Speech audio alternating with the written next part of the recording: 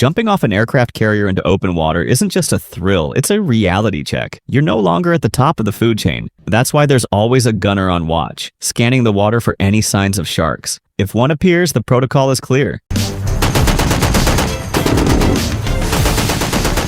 Aim near the closest swimmer to startle the shark and buy time for everyone else to scramble out of the water. But let's be honest, shooting at a shark is a terrible plan. Bullets lose power almost instantly in water, either fragmenting on impact or stopping within a few feet. Even Mythbusters tested this and found that a .50 caliber bullet barely makes it a foot deep before becoming harmless. Smaller handgun rounds can travel up to 6 feet, but that's still not enough to be an effective defense. Worst case, the bullet ricochets and injures a swimmer. Best case, it scares the shark away, though sharks are naturally cautious creatures and tend to investigate before attacking. That's why having a sharp-eyed lookout is the real key to safety. Swim calls are a legendary morale booster for sailors, but they've changed drastically since the 1940s. Back then, safety was more of a suggestion than a rule, and sailors jumped from anywhere, including the towering 60-foot-high flight deck. Some even climbed anchor chains to take a dive. There's even a story about an Olympic swimmer being allowed to jump from the top of the ship's island structure. But times have changed. Now, swim calls are strictly controlled, with sailors jumping from a lowered elevator about 30 feet above the water. Even that's too high for some, because if you hit the water wrong, it can feel like landing on concrete. That's why rescue boats are always on standby.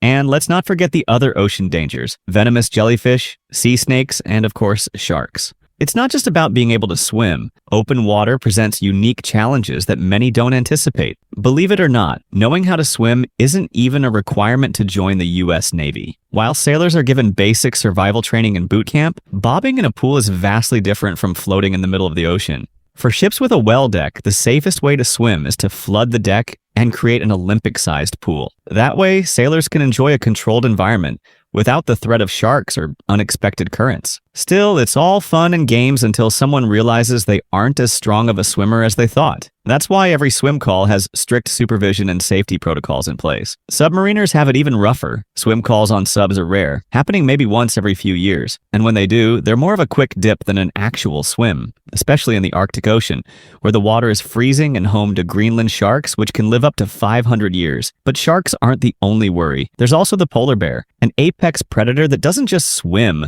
but actively hunts in the water. Still, submariners take what they can get. After all, how many people can say they've used a billion-dollar submarine as a diving board? Of course, sailors of the past had something else to boost morale: rum. In the 17th century, Royal Navy sailors received a gallon of beer a day, later replaced by a daily rum ration. This continued for centuries until the Royal Navy finally axed the tradition in 1970. The U.S. Navy, on the other hand, banned alcohol on ships as early as 1862, with very few exceptions for medicinal purposes. There was one loophole, though: the beer day rule. If a ship is at sea for 45 consecutive days without a port call and still has at least 5 days left before arriving, the captain can authorize a beer day, 2 beers per sailor, strictly monitored. But the real party? Steel Beach. This long-standing naval tradition started with sailors sunbathing on deck and evolved into full-blown at-sea festivals. Today, Steel Beach parties feature barbecues, live music, carnival games, and even inflatable pools. If a beer day happens to align with one of these events, it's an added bonus. And let's be honest, no one's counting those 2 beers too closely. Some may question why taxpayers fund these events, but they're vital for morale. Life at sea can be grueling, with deployments lasting months on end. Take the USS Nimitz in 2020. Its crew spent a record-breaking 294 days deployed, the longest carrier deployment since the Vietnam War. After months of isolation and uncertainty, their final weeks were filled with sudden changes in orders, keeping them at sea even longer. When they finally got a Steel Beach party on the flight deck, it wasn't just a break, it was a well-earned celebration.